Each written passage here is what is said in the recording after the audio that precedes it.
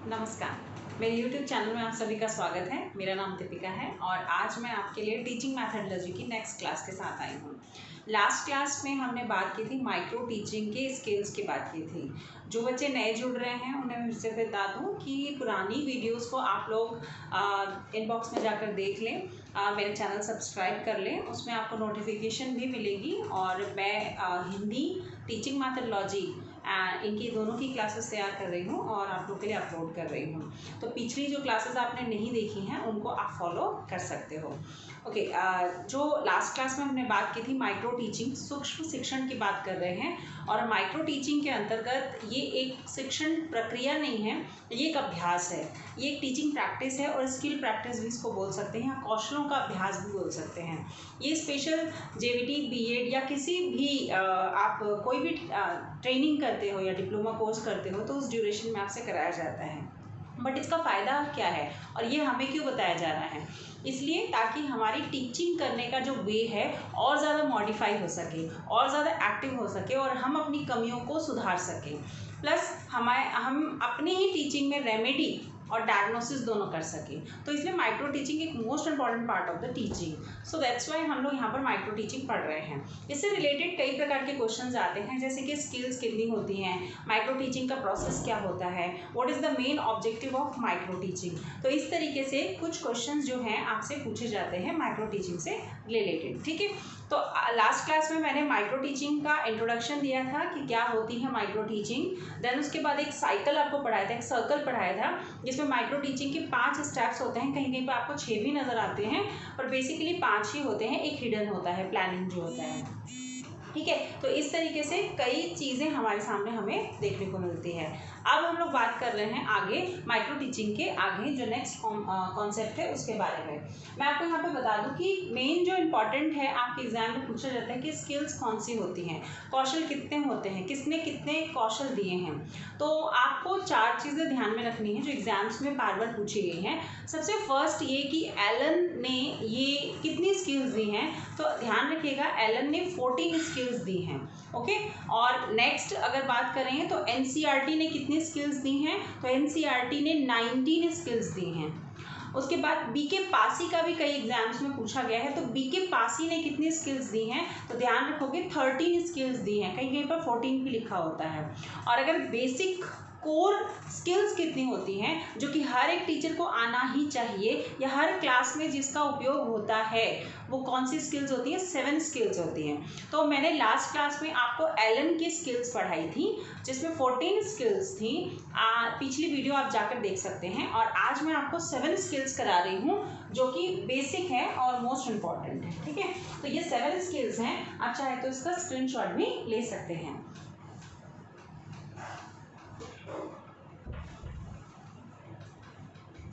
करें स्टार्ट। तो आज हम लोग स्टार्ट करते हैं स्किल्स। पहले एक एक चीज़ों को समझते हैं कि ये स्किल्स होती क्या हैं और कौन सी होती हैं।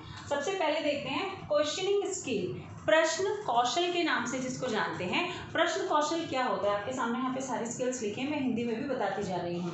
मोस्ट इंपॉर्टेंट है, हमेशा इसमें से कोई ना कोई क्वेश्चन आपसे ज़रूर पूछा जाता है। ठीक है, तो क्वेश्चनिंग स्किल क्या होती है, जिसको प्रश्न कौशल के नाम से जानते हैं। अब प्रश्न कौशल क्या होता है, देखो जब मैं क्लास में पढ़ा रही हूँ तो क्लास में पढ़ाने के दौरान हम बच्चों से कुछ प्रश्न पूछते हैं। उस प्रश्न पूछने का रीज़न क्या है, देखो प्रश्न पूछने से कई फायदे होते हैं। सबसे फर्स्ट इंपॉर्टेंट पॉइंट ये आता है कि जब हम पढ़ा रहे हैं तो पढ़ाने के दौरान बच्चों का ध्यान केंद्रित करने के लिए हम लोग क्वेश्चन स्किल्स का प्रयोग करते हैं, फर्स्ट पॉइंट। दूसरा, क्वेश्चन पूछने से बच्चे का अट्रैक्शन क्लास में हो जाता है, इंटरेस्ट क्रिएट हो जाता है, साथ के साथ बच्चे को कितना समझ आया है उससे भी हमें क्वेश्चन जब पूछते हैं तो हमें ये भी पता चल जाता है कि बच्चे को जो पढ़ाया है वो कितना समझ आया है। इसके साथ साथ हमें उसके कन्वर्जेंट और डाइवर्जेंट दोनों थिंकिंग को डेवलप करने में हेल्प मिलती है। तो क्वेश्चनिंग स्किल जो है एक मोस्ट इंपॉर्टेंट पार्ट है हर क्लास का। तो हर क्लास में हमें क्वेश्चन स्किल का इस्तेमाल करना चाहिए। डिफरेंट टाइप के क्वेश्चंस पूछने चाहिए, चाहे वो शॉर्ट हो चाहे वो लॉन्ग हो। इसका मतलब हर टाइप के क्वेश्चंस आप पूछ सकते हैं किसके ड्यूरेशन में, आप क्वेश्चनिंग स्किल्स का प्रयोग करने के दौरान। नेक्स्ट है एक्सप्लेनिंग। एक्सप्लेनिंग का मतलब होता है कि आपके पढ़ाने का तरीका कैसा है। हर टीचर पढ़ाती है, हर का तरीका अपना अपना होता है, बट एक चीज़ ध्यान रखिएगा, जिसकी एक्सप्लेनेशन जितनी अच्छी होगी बच्चा उतना ध्यान से उसको इंटरेस्ट से सुनता है। इसका मतलब आप एक्सप्लेन कैसे कर रहे हो, आपकी लैंग्वेज कैसी है, आप जिन शब्दों का प्रयोग कर रहे हो वो कैसे हैं, आपके हाव भाव, आपकी बॉडी लैंग्वेज कैसी है। साथ के साथ आप पढ़ाते समय जो एक्सप्लेनेशन दे रहे हो उसको कैसे दे रहे हो, नोन टू अननोन दे रहे हो, या आप होल टू पार्ट दे रहे हो, या एनालिटिकल टू सिंथेसिस दे रहे हो, किस तरीके से आप उसका विश्लेषण कर रहे हो, किस तरीके से आप उसको प्रेजेंट कर रहे हो। प्लस उसको पढ़ाने के दौरान, एक्सप्लेनेशन करने के दौरान क्या आप टीचिंग एड का इस्तेमाल कर रहे हो, क्या बच्चों का पार्टिसिपेशन बना के रख रहे हो, क्या बच्चों को उसमें भाग लेने के लिए बीच बीच में क्वेश्चंस पूछ रहे हो।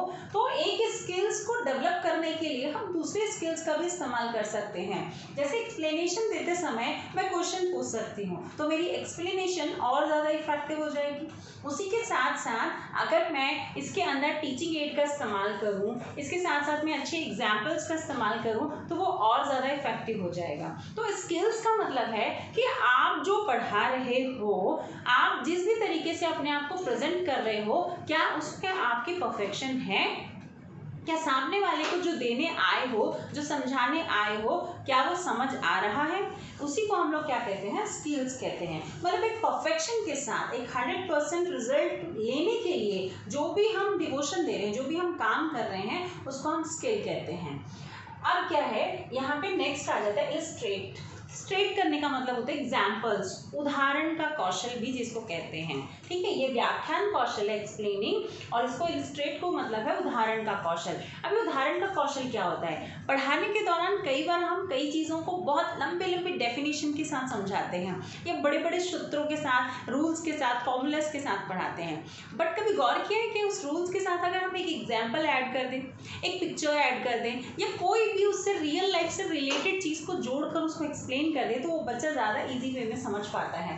तो ये एक महत्वपूर्ण कौशल है जो हर टीचर के लिए बहुत ज़रूरी है। इसका मतलब मैं चाहे अभी लिखा हुआ है आपके सामने, पर मैं क्या कर रही हूँ, आपको एग्जाम्पल देती जा रही हूँ। इसका मतलब क्या है कि पढ़ाने के दौरान अगर हम किसी भी टॉपिक को और ज़्यादा बच्चे की लाइफ से या उसके माइंड से कनेक्ट करना चाहते हैं, तो हमारा एक ही ध्येय है कि जो भी पढ़ाएं, जैसा भी पढ़ाएं, या जितना भी पढ़ाएं, उन सभी को उनके वास्तविक जीवन से जोड़ कर, कनेक्ट कर एग्जाम्पल्स देकर पढ़ाएं।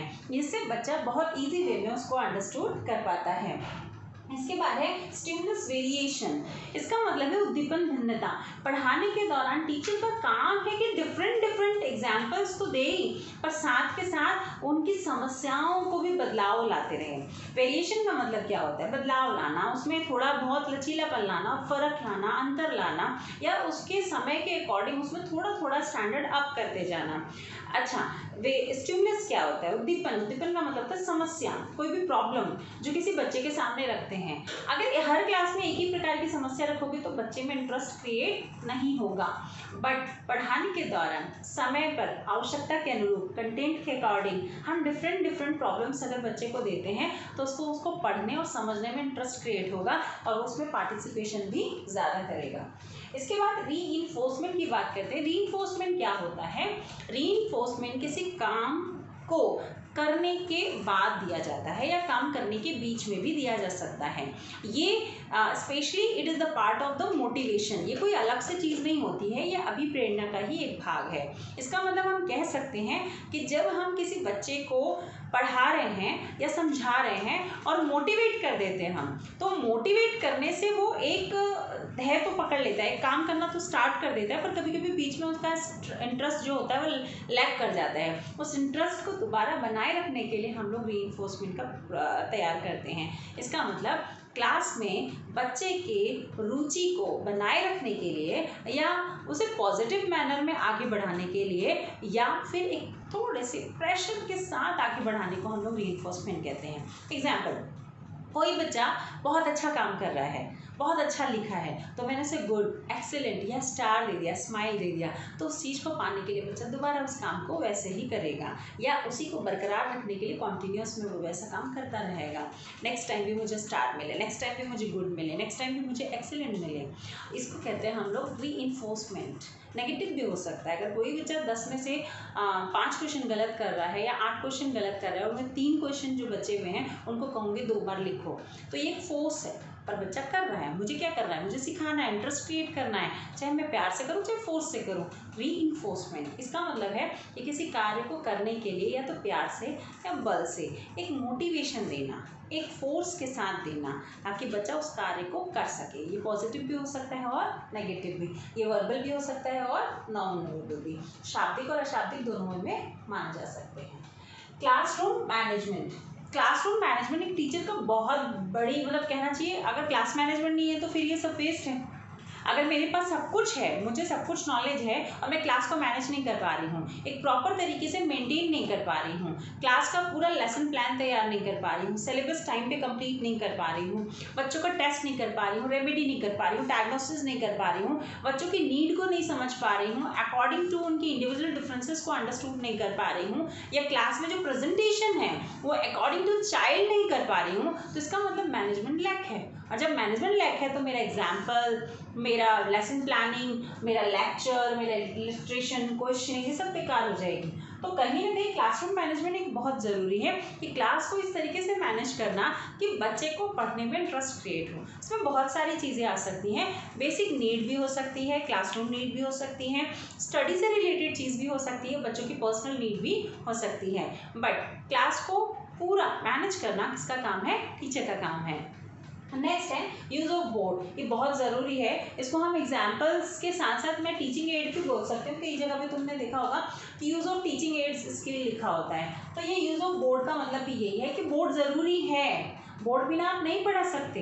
आपके पास कोई टीचिंग एड हो या ना हो कोई फ़र्क नहीं पड़ता, बट एटलीस्ट आपके पास क्या होना चाहिए, एक बोर्ड होना चाहिए। अब तो बोर्ड बहुत डिफरेंट टाइप के आ गए हैं, एक से एक एक्सीलेंट बोर्ड्स हैं हमारे पास, पर आपकी क्लास में बोर्ड का होना ज़रूरी है। एटलीस्ट बच्चे को आप सिर्फ ओरल नहीं समझा सकते, उसके लिए कोई ना कोई रिटर्न या कोई ना कोई प्रेजेंटेशन आपको देने की ज़रूरत है।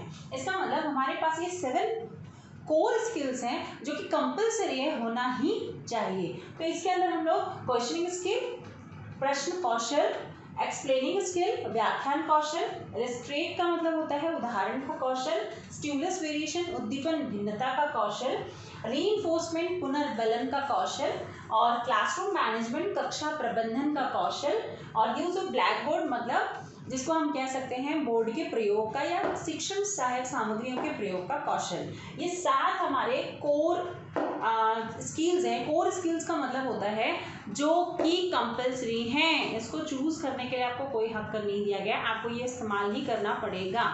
इसका मतलब क्लास में पढ़ाने के दौरान हमें ये 7 जो है स्किल्स होने चाहिए। इट डजंट मीन कि हर किसी में ये 7 के साथ यूज़ हो, बट एक क्लास में देखोगे तो अभी मैं तुम्हारे सामने यूज़ करके दिखाती हूँ। मैंने बोर्ड इस्तेमाल किया, ये भी एक स्किल है, एक्सप्लेनेशन ये भी एक स्किल है, एग्जाम्पल्स में दे रही हूँ पढ़ाने के दौरान कई टाइप के, वो भी स्किल है। स्टिमुलस वेरिएशन, अभी मैं आपके सामने कोई समस्या नहीं रख रही हूँ, बट मैं अगर प्रश्न पूछने लगूँ, क्वेश्चनिंग करने लगूँ, तो वो आपका एक और स्किल ऐड हो जाएगी। माइट भी अभी नहीं कर रही हूँ, किसी और क्लास में यूज़ होगी, है ना। क्लासरूम मैनेजमेंट, चूँकि मैं एक ऑनलाइन क्लास करवा रही हूँ, तो यहाँ पे क्लास मैनेजमेंट को इतना ज़्यादा नहीं देखा जाएगा।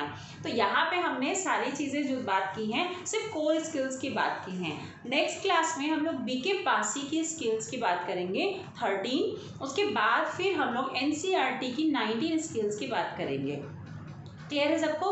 तो अभी हम लोगों ने एक एक करके पहले फर्स्ट क्लास में जो थी इसकी माइक्रो टीचिंग की फर्स्ट क्लास में हमने माइक्रो टीचिंग का इंट्रोडक्शन पढ़ा था, उसके ऑब्जेक्टिव्स पढ़े थे, देन हमने उसके बाद उसका साइकिल पढ़ा था, फिर हमने स्किल्स पढ़ी थी एलन के अकॉर्डिंग, और देन आज हम लोग पढ़े हैं जिसमें एनसीईआरटी के अकॉर्डिंग नहीं, कोर स्किल्स जो कि कंपलसरी हैं टीचर के लिए, आज वो पढ़ी है। नेक्स्ट क्लास में हम लोग बीके पासी और एनसीईआरटी के स्किल्स पढ़ेंगे।